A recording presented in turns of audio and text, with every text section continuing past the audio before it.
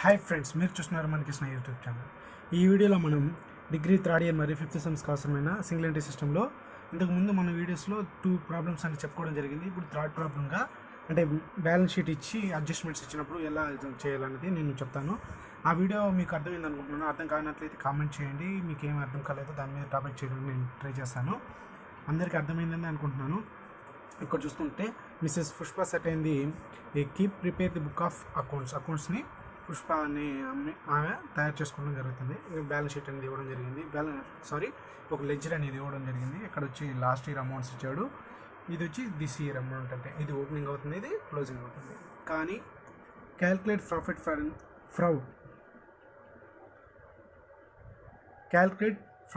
For this year and draft A revised statement of affairs at the end of the year after adjustment the following years. ఈ year యొక్క adjustments చేసి మళ్ళీ statement of affairs అంటే balance షీట్ని end of అంటే last final balance షీట్ని prepare చేయమని అంటున్నారు. ఇది ఇక్కడ గుర్తుపెట్టుకోవాల్సింది ఏంటంటే రివైజ్ అంటే 2 టైమ్స్ అనేది బ్యాలెన్స్ షీట్ వేయాల్సి వస్తుంది. ఒకసారి వచ్చి మనం ముందుగా వేసుకున్నప్పుడు ఓపెనింగ్ బ్యాలెన్స్ షీట్ అని వేసుకోవాలి, తర్వాత వచ్చి క్లోజింగ్ బ్యాలెన్స్ షీట్ అనేది వేసుకుంటాము, తర్వాత ప్రాఫిట్ అండ్ స్టేట్మెంట్ వేసేసుకొని తర్వాత మళ్ళీ స్టేట్మెంట్ ఆఫ్ అఫైర్స్ అనేది బ్యాలెన్స్ షీట్ అనేది ప్రిపేర్ చేసుకోవాలి. అయితే ఎలా వేయాలి ఏంటి అన్నది చూద్దాము. ముందుగా నేను ఫార్మ్ అంతా రెడీ చేసుకొచ్చేసాను. Mrs Pushpa opening statement of affairs. Date ఏమి ఇవ్వలేదు కాబట్టి మనకి ప్రాబ్లంలో మనం రాయాల్సిన అవసరం లేదు. డేట్ ఇస్తే డేట్ రాయండి. ఓపెనింగ్ బ్యాలెన్స్ షీట్ ముందు ఓపెనింగ్ చూద్దాము. ట్రేడ్ క్రెడిటార్స్ అంటే లైబిలిటీ ముందు రాసేసుకున్నాము. ట్రేడ్ క్రెడిటార్స్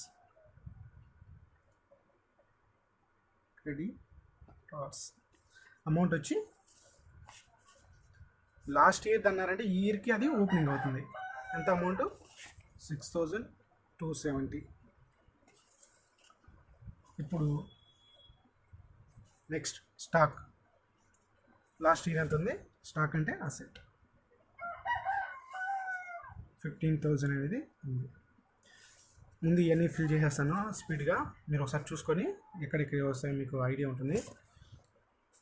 లోన్ అంటే లైబిలిటీ, ఎందుకంటే మనం పే చేయాలి కాబట్టి. లోన్ ఫ్రమ్ ఎవరి దగ్గర నుంచి తీసుకున్నాము?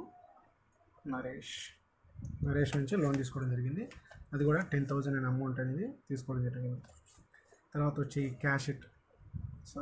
క్యాష్ ఇన్ హ్యాండ్, నగదు మనీది మన దగ్గర 57 ఉంది. అలాగే shop of furniture and fittings వచ్చి 7,250 అనేది అమౌంట్ ఉంది. తర్వాత వచ్చి ట్రేడ్ క్రెడిటార్స్ ఇక్కడ రాస్తాం, డెబిటార్స్ ఇక్కడ రాస్తాం, మీకు తెలిసిందే. 5,280. బ్యాంక్ బ్యాలెన్స్ ఇది కూడా అసెటే కాబట్టి బ్యాంక్ బ్యాలెన్స్ అసెట్స్ వైపు రాసేస్తుంది. ఎంతండి? 4,000. ఇక్కడ నేను చేసింది ఏమీ లేదు. ఇక్కడ ఉన్న ట్రాన్సాక్షన్స్ అసెట్స్ వైపు అసెట్స్, లైబిలిటీస్ వైపు లైబిలిటీస్ రాయడం జరిగింది. అది కూడా లాస్ట్ ఇయర్ అంటే ఈ ఇయర్ ఓపెనింగ్ కాబట్టి. ఇప్పుడు నెక్స్ట్ ఇక్కడ టోటల్ చేసి చూద్దాము. ఇక్కడ చూసుకున్నట్లయితే అసెట్స్ ఎక్కువ ఉన్నాయి. అసెట్స్ అనేవి ఎక్కువగా ఉన్నాయి కాబట్టి అసెట్ చెక్ చేసుకొని వేసుకున్నాం. ఏంటంటే 32,100 అనేది అమౌంట్ అసెట్స్ వైపు ఉంది. ఇక్కడ అంత అమౌంట్ లేదు కాబట్టి దానిలో అసెట్స్లోంచి లైబిలిటీస్ తీగా మిగిలిన అమౌంట్ని మనం క్యాపిటల్గా అంటే ఓపెనింగ్ క్యాపిటల్గా చెప్పుకుంటాము. ఏంటంటే 15,830 క్యాపిటల్.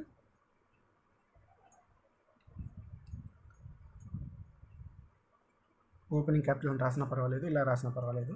మనకి ఓపెనింగ్ క్యాపిటల్ అనేది 15,830 అనేది వచ్చింది. ఎలా వచ్చింది?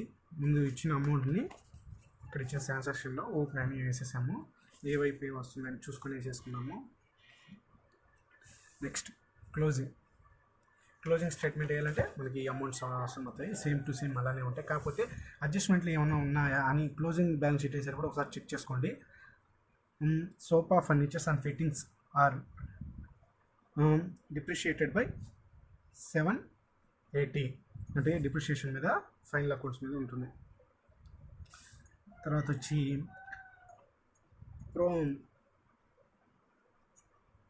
తర్వాత వచ్చి forfeited with bone 100 rupees per month personal use అనేది మనకి ప్రాఫిట్ అండ్ స్టేట్మెంట్లో వస్తుంది. ఇక్కడ ఏమీ రాదు బ్యాలెన్స్ షీట్లో. ఇక్కడ చూసుకుంటే ఇంక్లూడెడ్ ఇన్ ది ట్రేడ్ డెబిటార్ ఈ బ్యాడ్ డెట్స్ 720 అనేది ఉంది. అడ్జస్ట్మెంట్ అనేది ఉంది. అంటే అడ్జస్ట్మెంట్కి ఒక చిన్న మార్క్ అనేది పెట్టుకున్నాము. అడ్జస్ట్మెంట్ ఉండదు, మళ్ళీ మనం వేసేసేటప్పుడు ప్రాబ్లం వేసేటప్పుడు ఇబ్బంది అవుతుంది కాబట్టి. Interest rate 5% per annum in due on the loan from Naresh but is not paid. Loan మీద మనం తీసుకున్న లోన్ మీద 5% అది per annum అనేది ఇంట్రెస్ట్ ఇవ్వడం జరుగుతుంది. ఎవరికి? నరేష్కి అనేది ఇవ్వడం జరుగుతుంది. కానీ బట్ నాట్ పెయిడ్, మనం పే చేయలేదు ఈ ఇయర్. చేయకపోతే ఏం చేయాలో బ్యాలెన్స్ షీట్లో చూపిస్తాను. లాస్ట్కి వచ్చి in provided interest on capital 5% per annum. Capital మీద 5% ఇంట్రెస్ట్ అనేది పర్ యానం ప్రతి సంవత్సరం ఇవ్వడం జరుగుతుంది. దాన్ని ప్రాఫిట్ అండ్ లాస్ అకౌంట్లో చూపించడం జరుగుతుంది. ఇలా ఎందుకు ఏంటి అన్నది మళ్ళీ చెప్తాను. ముందు బ్యాలెన్స్ షీట్ ప్రిపేర్ చేసేస్తాము. క్లోజింగ్ బ్యాలెన్స్ షీట్లో సేమ్ టు సేమ్ మనది ఓపెనింగ్ లాగే క్రెడిటార్స్ అమౌంట్ వచ్చి 5,890 ఉంది. అదేవిధంగా స్టాక్ వచ్చి 16,000. Loan from Naresh. ఇక్కడ ఒకసారి ప్రాబ్లం చెక్ చేసుకున్నట్లయితే మనకి ఇంట్రెస్ట్ అనేది ఇవ్వడం జరుగుతుంది, ఎందుకంటే మనం లోన్ పే చేయలేదు. ఇప్పుడు ఇంట్రెస్ట్ ఇవ్వాలి కాబట్టి యాడ్ లోన్ పే చేయనందుకు మనం ఇంట్రెస్ట్ అనేది పే చేస్తున్నాం. Interest 5%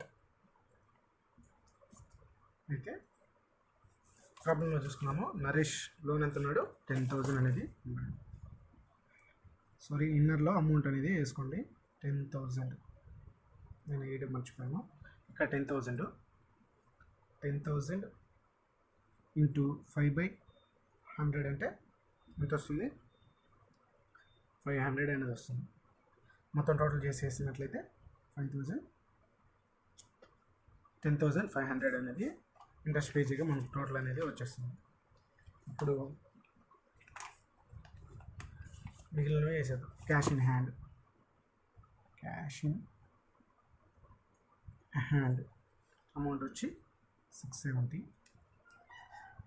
sofa furniture and fittings అనేది ఉంది. దీనికి డిప్రిషియేషన్ ఉంది కాబట్టి అమౌంట్ చూసుకుందాము. అమౌంట్ ఇన్నర్లోనే వేసుకోవాలి. డిప్రిషియేషన్ ఉన్నప్పుడు అమౌంట్ అనేది ఇన్నర్లో వేసుకోవాలి. డిప్రిషియేషన్ వచ్చి 780 ఉంది. దాన్ని లెస్ చేసినట్లయితే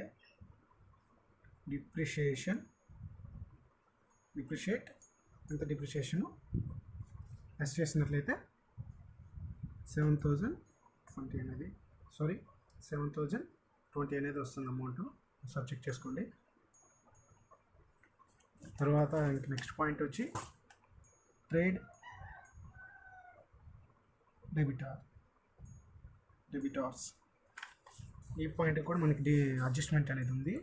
ఇక్కడ ఉంది including in the trade debtors bad dates అనేది కలిసి ఉన్నాయి. దాన్ని మనం లెస్ చేసేయాలి. బ్యాడ్ డేట్స్ రాని బాకీలు అని అంటారు. పెద్దగా ఆలోచించాల్సిన అవసరం లేదు. డెబిటార్స్ వచ్చి 4,560 అనేది ఉంది. బ్యాడ్ డేట్స్ వచ్చి 270 అనేది ఉంది. లెస్ చేసినట్లయితే మనకి 4,290 అనేది అమౌంట్ వస్తుంది. తర్వాత వచ్చి బ్యాంక్ బ్యాలెన్స్కి ఎలాంటి పొరపాట్లు ఏం లేవు కాబట్టి బ్యాంక్ బ్యాలెన్స్ అనేది వేసేద్దాము. బ్యాంక్ బ్యాలెన్స్ అమౌంట్ వచ్చి బ్యాంక్ నెట్ రాసినా పర్వాలేదు 4,200. టోటల్ చేసి చూద్దాము. టోటల్ చేసినట్లయితే మనకి ఇటువైపే మనకి అమౌంట్ ఎక్కువ ఉంటుంది. 32,180 అయితే ఇదంతా టోటల్ చేసినట్లయితే మనకి 15,000 అలా వస్తుంది. క్యాపిటల్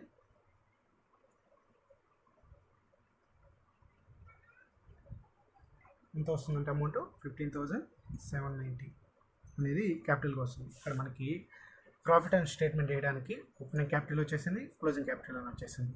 ఇప్పుడు మనం దాన్ని ప్రాఫిట్ అండ్ లాస్ అకౌంట్ని ఒకసారి ప్రిపేర్ చేద్దాము. ఎలా చేసామో ఒకసారి మీరు చూసుకోండి వీడియోని పాస్ చేసి.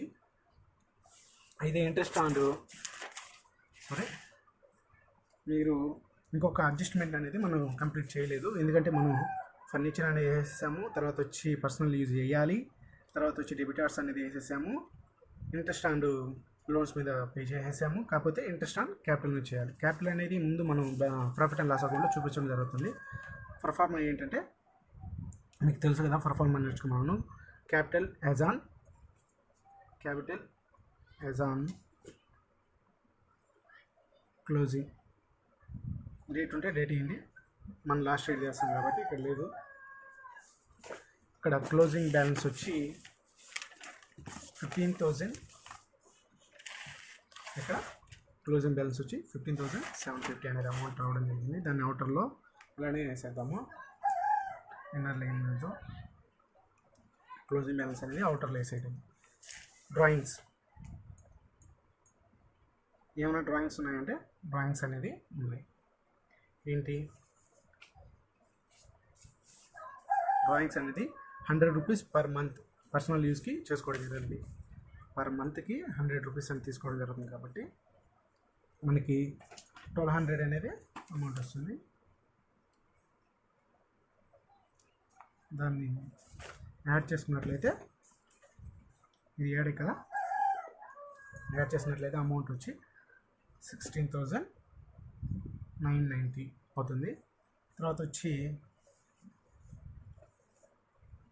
ఇక్కడ ఇంకా అనదర్గా అంటే ఫర్దర్ క్యాపిటల్ ఏమీ తీసుకురావడం జరగలేదు కంపెనీలోకి, అందుకని దీన్ని అడ్జస్టెడ్ క్లోజింగ్ క్యాపిటల్గా చెప్పుకోవచ్చు. క్యాపిటల్ మామూలుగా అయితే డ్రాయింగ్స్ అనేది వస్తాయి, అడిషనల్ క్యాపిటల్ తీసుకొచ్చినట్లే దాన్ని లెస్ చేసేసి ఇస్తాము. కాకపోతే ఇక్కడ డ్రాయింగ్స్ ఒకటే ఉన్నాయి కాబట్టి ఇక్కడికి అడ్జస్టెడ్ క్లోజింగ్ క్యాపిటల్గా చెప్పుకుంటాము. ఇంకా నెక్స్ట్ వచ్చి లెస్ తర్వాత చేసే పాయింట్ ఏంటంటే ఓపెనింగ్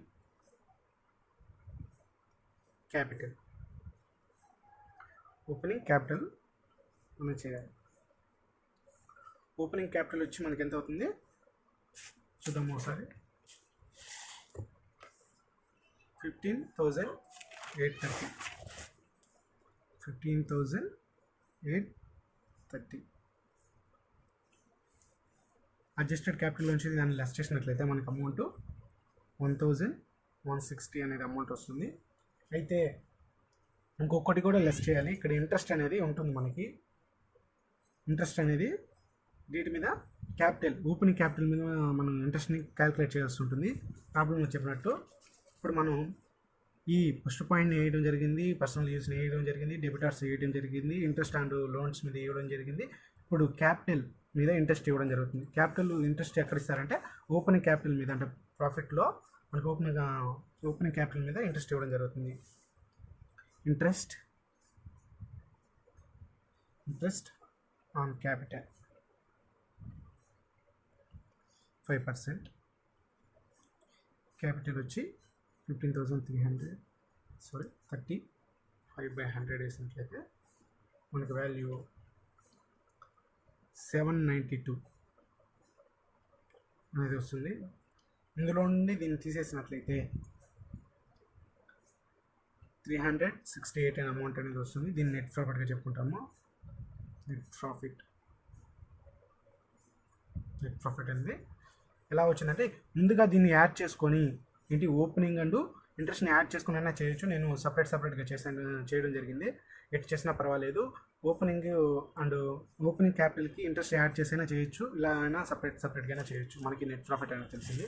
మళ్ళీ revised statement of effects for the year ending. మీరు క్వశ్చన్లో చెప్పాను కదా, రివైజ్డ్ అంటే మళ్ళీ బ్యాలెన్స్ షీట్ని అన్ని అడ్జస్ట్మెంట్స్ జరిగిన తర్వాత మళ్ళీ ఒకసారి ప్రిపేర్ చేయడం జరుగుతుంది. ఎందుకంటే అడ్జస్ట్మెంట్స్ అని చూపించాల్సిన అవసరం లేదు. ఒకసారి ఏంటి అనేది మీకు అర్థమవుతుంది. ఫస్ట్గా ట్రేడ్ క్రెడిటార్స్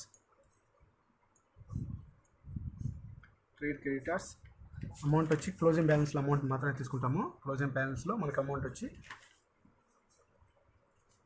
5890 అనేది ఉంది. అలాగే స్టాక్లో ఎలాంటి మార్పు అనేది లేదు, 16,000 అనేది అలానే వచ్చేస్తుంది. తర్వాత వచ్చి లోన్ ఫ్రమ్ నరేష్ వచ్చి అక్కడ అడ్జస్ట్మెంట్ చేసి వచ్చిన తర్వాత వచ్చిన వాల్యూని మనం తీసుకోవడం జరుగుతుంది. ఎంత వచ్చింది? 10,500 అనేది వచ్చింది. అడ్జస్ట్మెంట్ని ఇక్కడ చూపించాల్సిన అవసరం ఏం లేదు, అక్కడ అడ్జస్ట్ చేసేసాం కాబట్టి అడ్జస్ట్మెంట్స్. నెక్స్ట్ వచ్చి క్యాష్ ఇన్ హ్యాండ్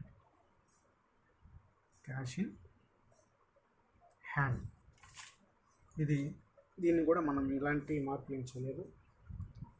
తర్వాత వచ్చి సోఫా ఫర్నిచర్స్ ఫిట్టింగ్స్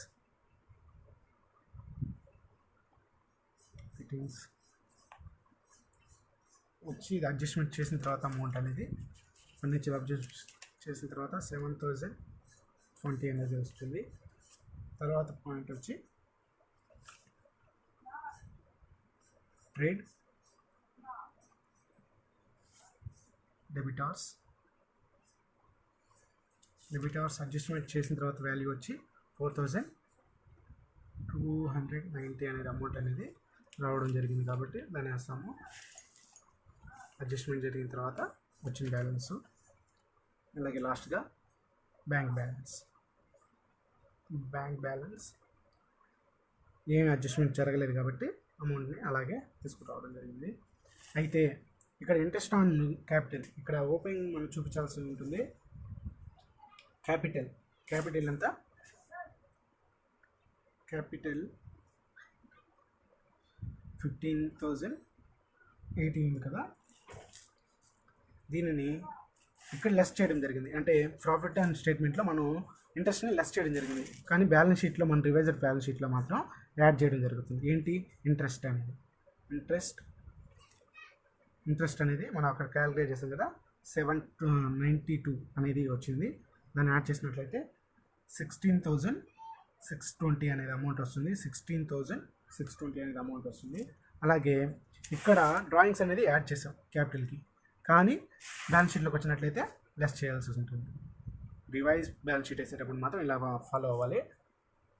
డ్రాయింగ్స్ అనేవి వచ్చాయి 1200 అనేవి వచ్చాయి. 1200ని లెస్ చేసినట్లయితే 15,422 అనే అమౌంట్ వస్తుంది. తర్వాత వచ్చి ఇక్కడ యాడ్ చేయడం జరుగుతుంది. ఏంటి? నెట్ ప్రాఫిట్ అనేది యాడ్ చేయడం జరుగుతుంది. నెట్ లాస్ వచ్చినట్లయితే లెస్ చేయడం జరుగుతుంది. క్యాపిటల్కి 368 అనేది నెట్ ప్రాఫిట్ వచ్చింది. యాడ్ చేసినట్లయితే 15,790 అనేది వస్తుంది. మొత్తం క్యాలిక్యులేట్ చేసినట్లయితే మనకి అమౌంట్ ఈ వైపున ఈక్వల్ అయితేనే మనకి బ్యాలెన్స్ షీట్ అనేది కంప్లీట్ అయినట్టు. లేకపోతే ఎక్కడైనా ప్రాబ్లం వచ్చినట్టు మన చెప్పుకోవాలి. 32,180 అనేది బ్యాలెన్స్ టూ సైడ్స్న బ్యాలెన్స్ అయిపోతుంది. ఇది అడ్జస్ట్మెంట్స్ ఇచ్చి అందులో ఇంట్రెస్ట్లు ఇచ్చినప్పుడు వాళ్ళకి డిస్ట్రిబ్యూషన్ ఎలా చేయాలి ఏంటి అన్నది ఈ ప్రాబ్లంలో మీకు అర్థమైంది అనుకుంటున్నాను. మీరు ఒకసారి చెక్ చేసుకోండి ఎలా చేసామో. అర్థం కాకపోతే ఇంకోసారి వీడియోని పాస్ చేసుకొని చూడండి. నేను ఎందుకంటే కొన్ని పాయింట్లు అనేది ఆ క్షణంలో చెప్పడం జరుగుతుంటుంది. మళ్ళీ నేను ఏం ప్రిపేర్ అవ్వను ప్రాబ్లం చేయడానికి. ఉత్తినే ఒక పేపర్లో క్వశ్చన్ రాసుకోవడం, మీకు ఎక్స్ప్లెయిన్ చేయడం అనేది ఉంటుంది. దానికి ఏం ప్రిపరేషన్ అనేది ఉండదు. మీరు ఒకసారి చూసుకోండి. ఏమైనా నేను తప్పు చెప్పినట్లయితే మీరు ఒకసారి నాకు కామెంట్లో తెలపండి, నేను సెర్చ్ చేసుకుంటాను. ఎందుకంటే నేను అంతగా ప్రిపేర్ అవ్వట్లేదు, నా సమయం లేక వీడియోస్ అన్నీ చేస్తూ ఉన్నాను కదా. ఏమన్నా మిస్టేక్స్ ఉన్నట్లయితే కామెంట్లో తెలపండి. నేను ఎక్కడైనా మిస్టేక్ చేసానా, లేకపోతే ప్రొఫార్మ్ ఏమైనా తప్పేసానా. చాలామంది నాకు నోట్స్ చేశారు, అందుకని ఒకసారి చెక్ చేసినట్లయితే నేను మార్చుకొని మీకు అర్థమయ్యే రీతిలో చెప్తాను. ఈ వీడియోలో అంతే. జై హింద్.